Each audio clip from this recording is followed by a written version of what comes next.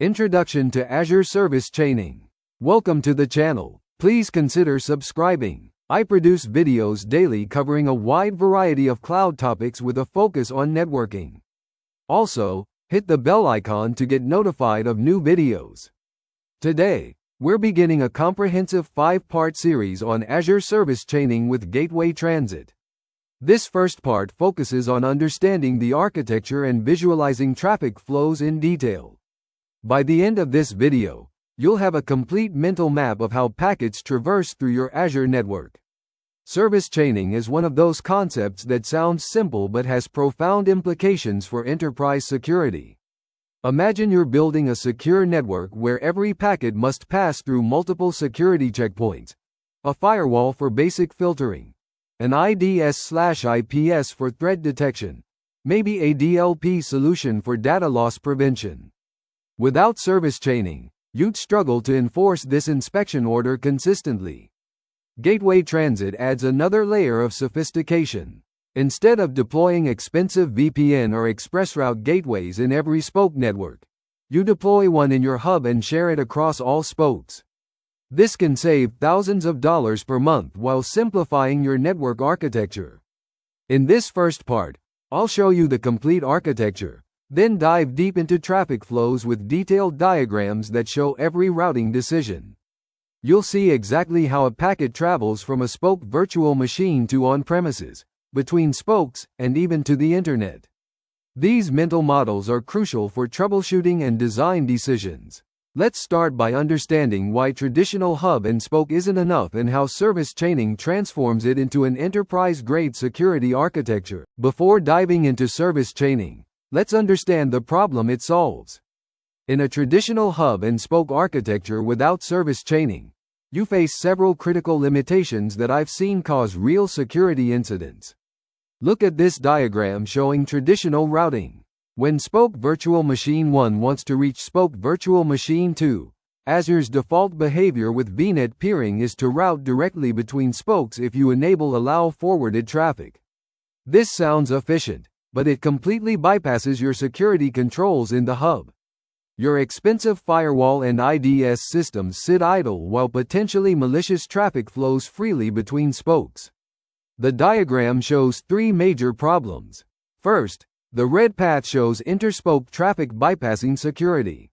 If an attacker compromises one spoke, they can move laterally to other spokes without detection. Second, the orange path shows spoke to internet traffic taking the shortest route out, again bypassing your security stack. Third, even spoke to on-premises traffic might not flow through your inspection points consistently. I've seen organizations discover this the hard way during security audits. They assumed all traffic was being inspected because they had firewalls in the hub, but packet captures revealed that most east-west traffic was bypassing these controls entirely. One client discovered that a compromised development virtual machine had been scanning their production environment for weeks, completely invisible to their security team. The bandwidth costs are another issue. Without gateway transit, each spoke needing on-premises connectivity requires its own VPN gateway. At around $140 per month per gateway, a 20-spoke environment would cost $2,800 monthly just for gateways, not counting bandwidth charges. This is why we need service chaining to force traffic through security controls, and gateway transit to share expensive gateway resources efficiently. Now, let's examine the complete service chaining architecture. This diagram shows every component and their relationships. Understanding this holistic view is crucial before we dive into specific traffic flows. Starting from the center, the hub VNet at 10.1.0.0/16 is our security and connectivity nexus. It contains 4 critical subnets, each serving a specific purpose. The gateway subnet at 10.1.1.0/24 hosts our VPN gateway. Note that this subnet must always be named Gateway Subnet for Azure to recognize it. The gateway has 2 key settings: Gateway Transit enabled to share with spokes, and BGP enabled to dynamically learn routes from on-premises. The firewall subnet at 10.1.2.0/24 hosts our first NVA. This could be an Azure firewall, Palo Alto, Checkpoint, or any vendor. The critical setting here is a static IP address, 10.1.2.4 in our case. This IP becomes the next hop in multiple route tables, so it cannot change.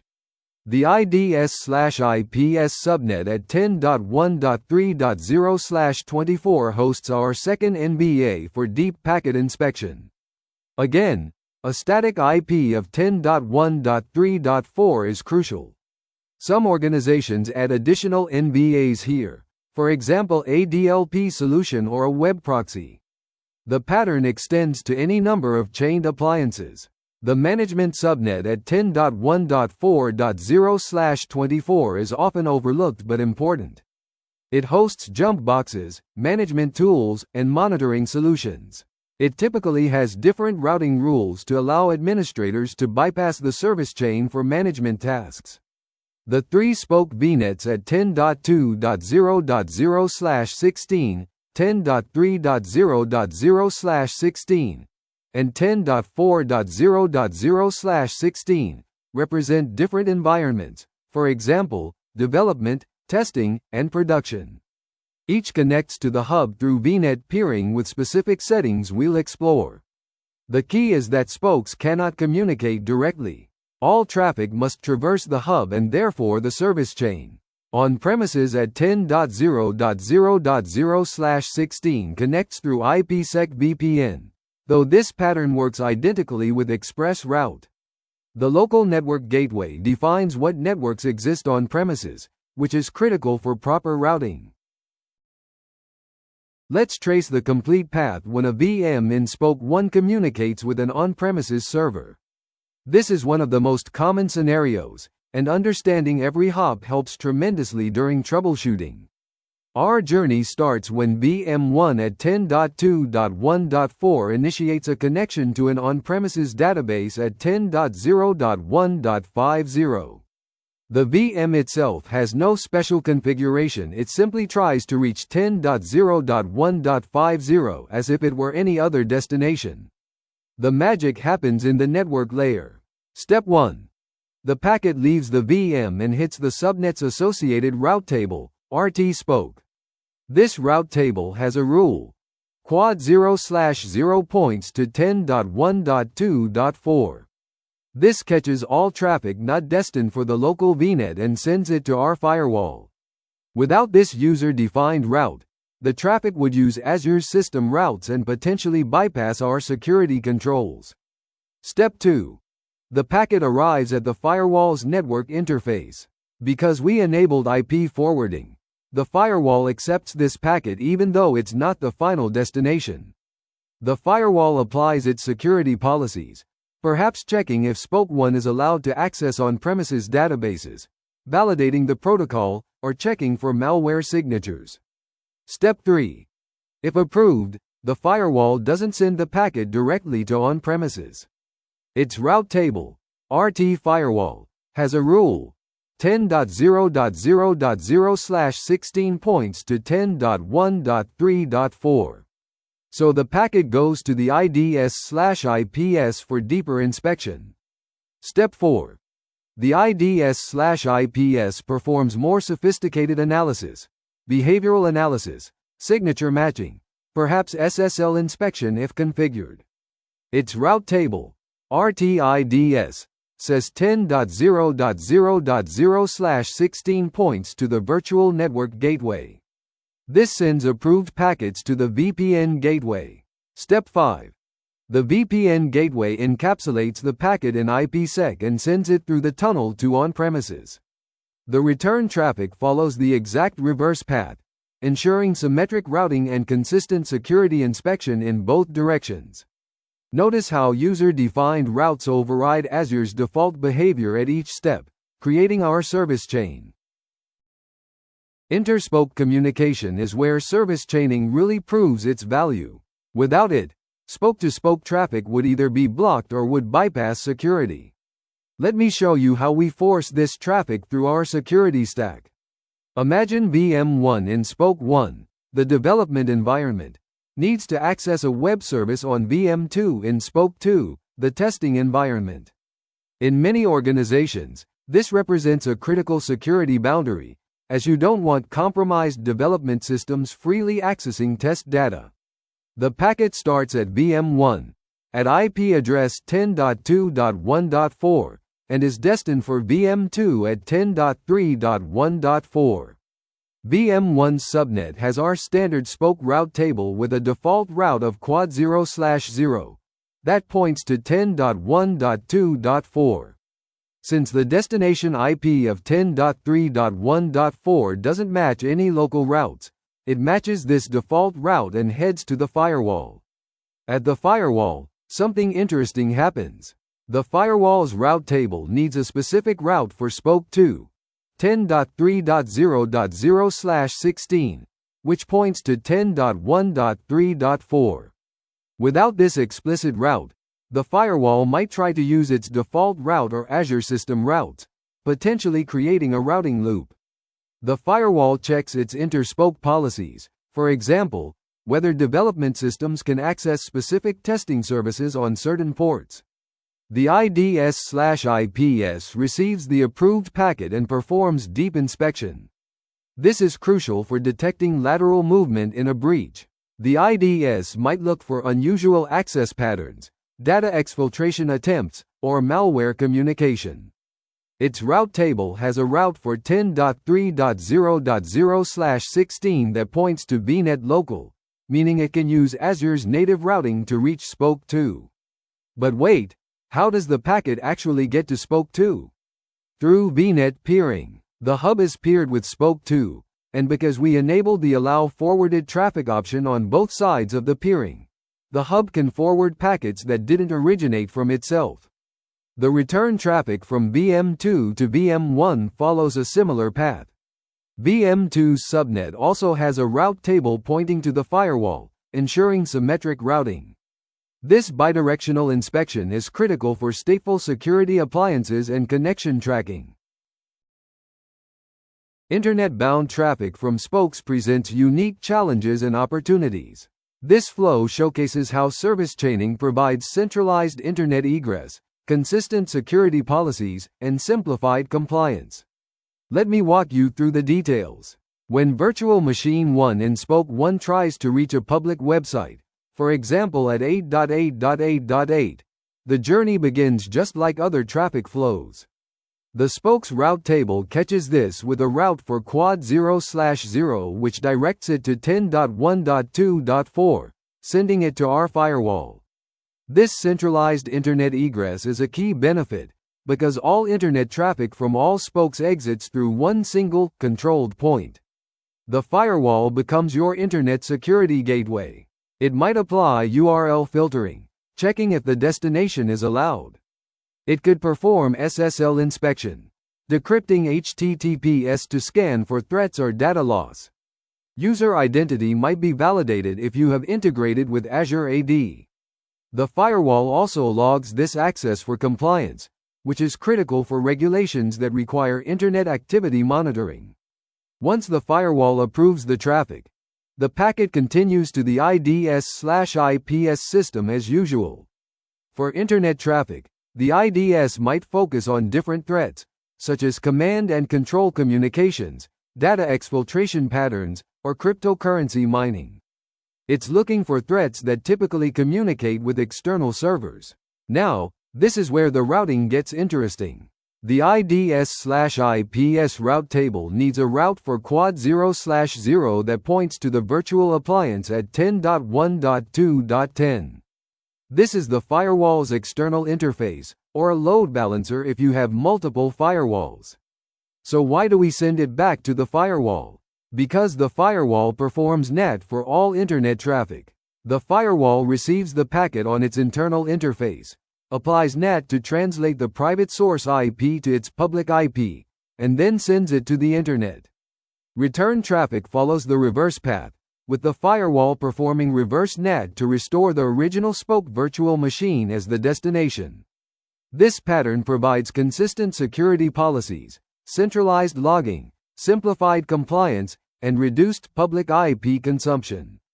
As a result, you only need public IPs in the hub, not in every spoke. Gateway transit is the Azure feature that makes hub and spoke architectures economically viable at scale. Let me explain exactly how it works and why it's so powerful. The diagram shows the relationship between the VPN gateway, hub VNet, and spoke VNets. The VPN gateway in the hub has allowed gateway transit enabled in its configuration. This setting tells the gateway, you can share your connectivity with peered VNets. It's like making your gateway a shared resource. On the spoke side, each VNet peering connection has use remote gateway enabled. This tells the spoke, don't look for a local gateway. Use the one from your peered hub. It's the other half of the handshake. Together, these settings create a transit relationship. BGP, or Border Gateway Protocol, is crucial here. Your on-premises routers advertise their networks. For example, 10.0.0.0/16 and 192.168.0.0/16 to the VPN gateway via BGP. The gateway learns these routes dynamically. With gateway transit enabled, something magical happens. These learned routes propagate to all spoke VNets that have use remote gateway enabled. From a spoke virtual machine's perspective, routes to on-premises networks appear in its effective routes as if a local gateway existed. The virtual machine has no idea it's using a shared gateway 2 hops away. This transparency is beautiful. Applications need no special configuration. The actual packet flow still follows our service chain.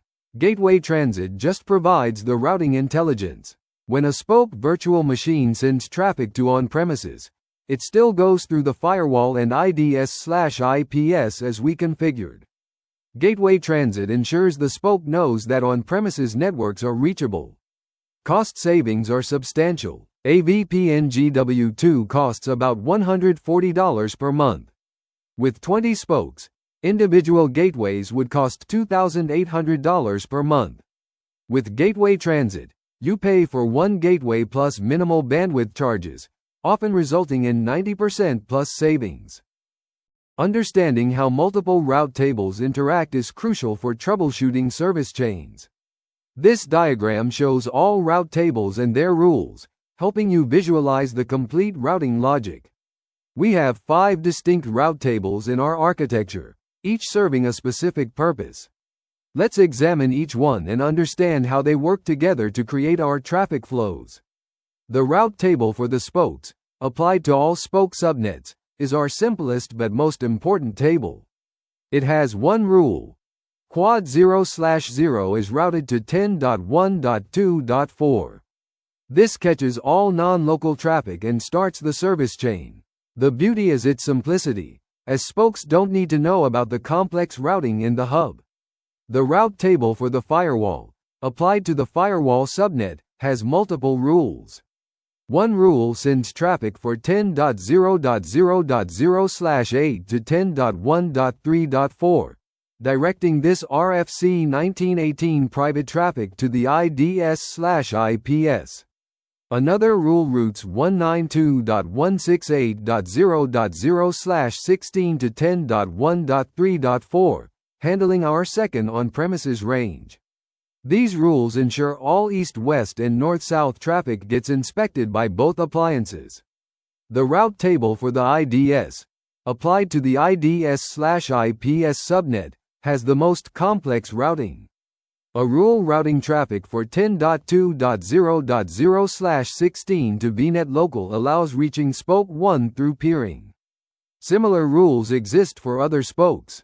Another rule sends on-premises traffic for 10.0.0.0/16 to the virtual network gateway, which in turn sends it to the VPN gateway. And finally, a rule routes quad 0/0 to 10.1.2.10, which sends internet traffic back to the firewall for NAT.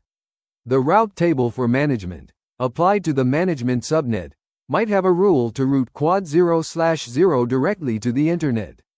This would allow direct internet access for updates, bypassing the service chain.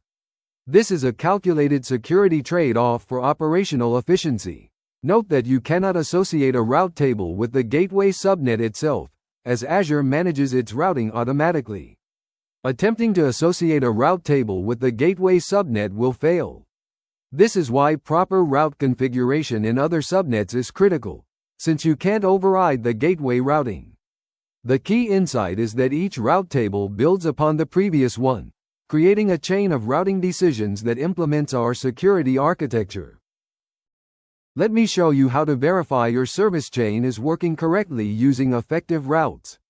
This is the most powerful troubleshooting tool for routing issues, and understanding it will save you hours of frustration.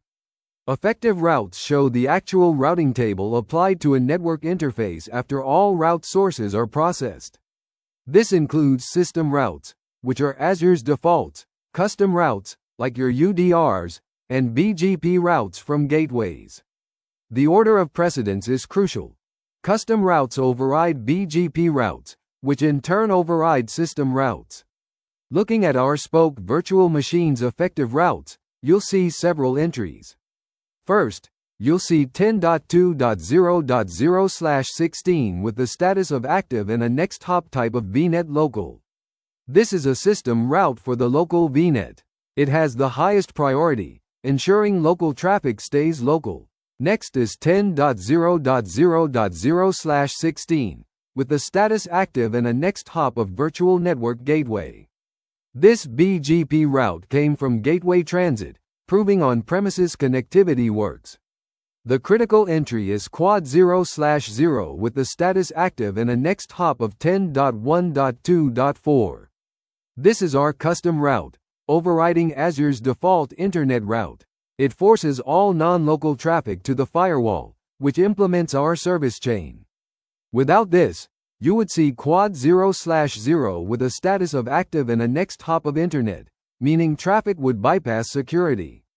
For the firewall NIC, the effective routes look different. You'll see routes for each spoke, learned through peering, and custom routes to the IDS/IPS. If you see quad 0/0 with a status of active and a next hop of internet here, it means the firewall can reach the internet directly for its own traffic. This is important for tasks like signature updates. Common issues revealed by effective routes include a missing quad 0/0 custom route, which means traffic bypasses security. Missing on-premises routes can indicate that Gateway Transit isn't working. Duplicate routes with different next hops suggest conflicting route tables, and invalid next hops often point to typos in the route configuration. The Azure CLI command AZ network NIC show effective route table as your best friend here. Run it for each NIC in your service chain to verify routing at each hop. This methodical approach will help you quickly isolate routing problems. We've covered a lot of ground in this first part. You now understand the complete architecture of Azure Service Chaining with Gateway Transit and can visualize exactly how traffic flows through your network. Let's recap the key insights and preview what's coming next. The critical mental model is that service chaining forces traffic through security appliances in a specific order using user-defined routes. Every subnet needs appropriate route tables to override Azure's default behavior. Gateway Transit provides the routing intelligence for on-premises connectivity without requiring gateways in each spoke. We traced three major traffic flows. Spoke to on-premises traffic traverses the firewall, then IDS/IPS, then VPN gateway, with return traffic following the reverse path. Inter-spoke traffic similarly goes through both security appliances, with the hub's peering enabling the final delivery. Internet traffic gets centralized through the hub, with the firewall performing NAT. The 5 route tables we examined each serve specific purposes. Spoke route tables are simple, with one default route to start the chain. NVIA route tables are complex, with specific routes for each destination type. Understanding these interactions is crucial for troubleshooting. In Part 2, we'll implement the route tables and basic infrastructure. You'll learn the exact Azure CLI commands, parameter meanings, and best practices for route table design. Part 3 covers NVIA configuration and service chain implementation. Part 4 focuses on gateway transit and VPN configuration. Part 5 brings it all together with monitoring, troubleshooting, and optimization. Thank you for joining me in Part 1. If you found this valuable, please subscribe and enable notifications. In the next video, we'll start building this architecture step by step. Thank you for your attendance. Please consider subscribing to the channel.